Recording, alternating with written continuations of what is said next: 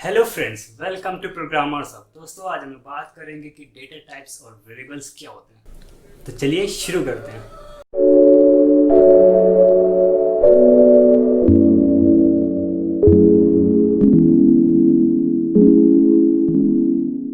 दोस्तों, मान लीजिए हम लोग को दो नंबर्स को ऐड करना है। फॉर एग्जांपल 2 + 2 4 होता है। तो अभी जो 4 आया है ये कहाँ सेव होगा? ये हमारी कंप्यूटर मेमोरी में सेव होगा। और हम लोग कोई चीज़ इसलिए सेव करते हैं ताकि उसको दोबारा यूज़ कर सकें। तो अगर मान लीजिए हम लोग को ये 4 को दोबारा यूज़ करना है तो हम लोग अपने कंप्यूटर से मांगेंगे। तो फिर कंप्यूटर हम लोग से कहेगा मुझे नहीं पता है मेमोरी में कहाँ पर रखा है, मुझे इसका एड्रेस दो। तो अब एड्रेस तो अब हम लोग को भी नहीं पता कि कहाँ पर रखा है 4।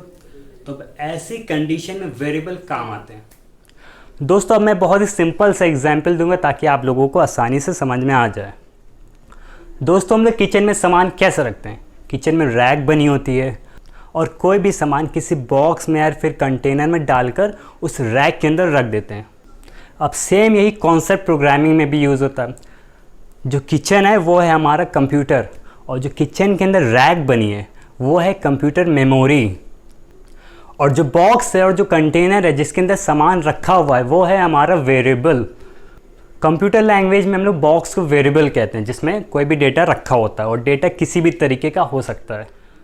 तो अब हम लोग अगर कंप्यूटर को उस वेरिएबल का नाम बता दें तो कंप्यूटर हम लोग को बहुत ही आसानी से वो डेटा उठा के दे देगा। दोस्तों, अब बात करते हैं डेटा टाइप्स की। तो डेटा टाइप्स के नाम से ही पता चल रहा है कि किस तरह का डेटा। तो अभी मैंने आपको एग्जाम्पल दिया था बॉक्स वाला, कंटेनर वाला। तो अगर हम लोग उस बॉक्स पे मेंशन कर दें, टैग लगा दें, लिख दें, तो मान लीजिए हम लोग उस बॉक्स पे लिख देते हैं शुगर या फिर सॉल्ट। तो अब क्या होगा? तब होगा ये, हम लोग उस बॉक्स पे शुगर या फिर सॉल्ट के अलावा कुछ भी नहीं रख सकते, बस शुगर या फिर सॉल्ट ही उसमें रख सकते हैं। तो सेम ऐसे ही प्रोग्रामिंग में भी होता है। अगर हम लोग बॉक्स यानी वेरिएबल के आगे लेबल लगा दें कि किस तरह का डेटा होगा तो हम लोग उसी तरह का डेटा ही स्टोर कर पाएंगे जिस तरह का डेटा टाइप्स होगा। तो दोस्तों, अब हम लोग बात करेंगे कि डेटा टाइप्स कितने होते हैं।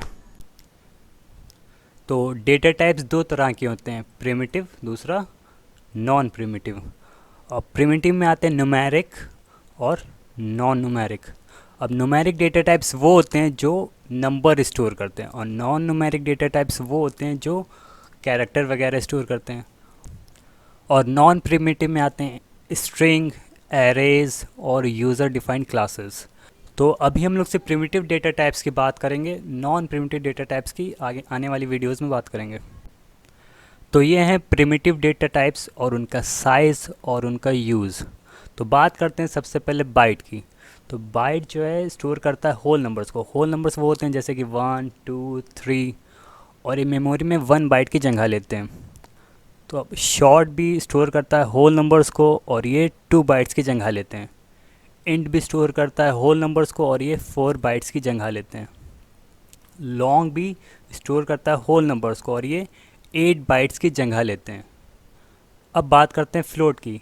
फ्लोट स्टोर करता है डेसिमल नंबर। डेसिमल नंबर जैसे कि 2.5, 2.6 और ये मेमोरी में जगह लेते हैं 4 बाइट्स की। डबल भी स्टोर करते हैं डेसिमल नंबर्स को और ये लेते हैं 8 बाइट्स। अब बात करते हैं बूलियन की। बूलियन जो है ट्रू फॉल्स वैल्यूज़ स्टोर करता है, उसके अलावा कोई दूसरी वैल्यूज़ स्टोर नहीं करता और ये मेमोरी में 1 बिट का साइज़ लेता है। और कैर जो है सिंगल कैरेक्टर स्टोर करता है, यानी जैसे कि हम स्टोर करवा सकते हैं इसमें ए या फिर बी या फिर सी और ये इसका साइज़ ये मेमोरी में लेता है 2 बाइट्स। दोस्तों, अब हम लोग डेटा टाइप्स और वेरिएबल्स को प्रोग्रामिंग में इम्प्लीमेंट करके देखेंगे कि कैसे काम करते हैं। तो अब हम लोग इन टाइप का वेरिएबल बनाएंगे और उसमें डेटा स्टोर कराएंगे। Int age equal to 20। Int data type है और एज वेरिएबल का नाम है और यहाँ पे 20 डेटा है। तो यहाँ पर इंट बता रहा है कि एज नाम के वेरिएबल में होल नंबर स्टोर होंगे। होल नंबर जैसे कि 1, 2, 3 ये सब। और इक्वल टू के बाद लिखा है 20। तो इसका मतलब ये है कि एज नाम के वेरिएबल में 20 असाइन कर दिया गया है, या फिर ये क्या है, एज नाम के कंटेनर में 20 रख दिया गया है। और ये मैथ्स वाला इक्वल टू नहीं है, प्रोग्रामिंग में हम इक्वल टू को वैल्यू असाइन करने के लिए यूज़ करते हैं।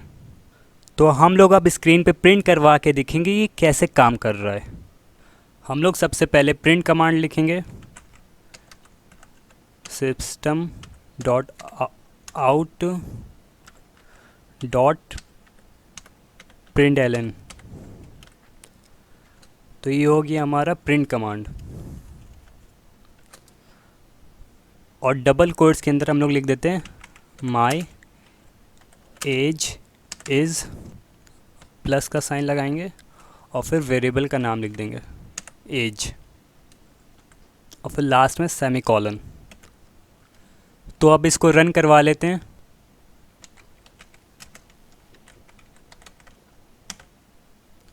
तो अब ये रन हो चुका है। दोस्तों अब इसको ध्यान से देखिए और समझिए कि जो डबल कोट्स के अंदर लिखा है वो एज इट इज़ प्रिंट हो गया है। देखिए माई एज इज़, ये डबल कोट्स के अंदर लिखा है तो ये एज इट इज़ प्रिंट हो गया है।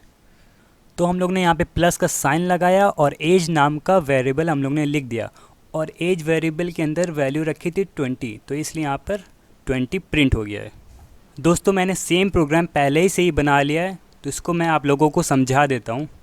यहाँ पर लेंथ वेरिएबल है और लेंथ यहाँ पे फ्लोट टाइप का वेरिएबल है, और फ्लोट डेटा टाइप जो है डेसिमल वैल्यू स्टोर करता है। तो हमने यहाँ पर डेसिमल वैल्यू स्टोर कराई है लेंथ वेरिएबल में। हम लोग जब फ्लोट वैल्यू स्टोर करवाते हैं तो उसके साथ f लिख देते हैं। तो अब ये आगे बताएंगे कि f ये क्यों लिखते हैं। डबल डेटा टाइप भी डेसिमल वैल्यू स्टोर करता है, इसलिए हमने इसमें भी डेसिमल वैल्यू स्टोर कराई है। और कैर सिंगल कैरेक्टर डेटा स्टोर करता है, इसलिए यहाँ पे हमने सिंगल कैरेक्टर डेटा स्टोर करवाया है। और सिंगल कैरेक्टर हमेशा सिंगल कोट में लिखा जाएगा।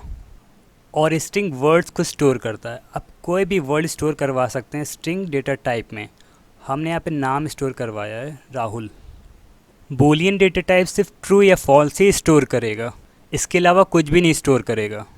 और हमने सारी वैल्यूज़ को प्रिंट करवाने के लिए नीचे इस प्रिंट कमांड के अंदर लिख दिया है। आप इस वीडियो को पॉज करके देख सकते हैं कि हमने कैसे लिखा है। और ये जो एज है, लेंथ है, ब्रेथ है, ग्रुप है, नेम है, डिसीजन है, ये सब वेरिएबल नेम है। और ये इंट, फ्लोट, डबल, कैर, स्ट्रिंग, बूलियन, ये सब डेटा टाइप्स हैं।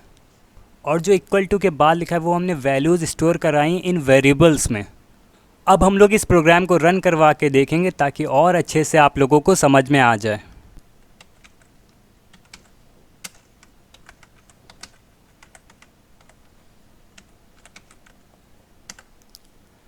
दोस्तों हम लोगों का प्रोग्राम सक्सेसफुली रन हो चुका है। जो भी वेरिएबल्स के अंदर वैल्यू थी वो प्रिंट हो चुकी हैं। आप लोग स्क्रीन पॉज करके एक एक लाइन आसानी से समझ सकते हैं। दोस्तों अगर आपको मेरी वीडियो पसंद आई है तो लाइक, शेयर और सब्सक्राइब करना मत भूलिएगा। अगर आपका कोई भी क्वेश्चन है या फिर डाउट है तो मुझे इस वीडियो के नीचे कमेंट करके पूछ सकते हैं। तो दोस्तों मिलते हैं अगली वीडियो में, तब तक के लिए गुड बाय।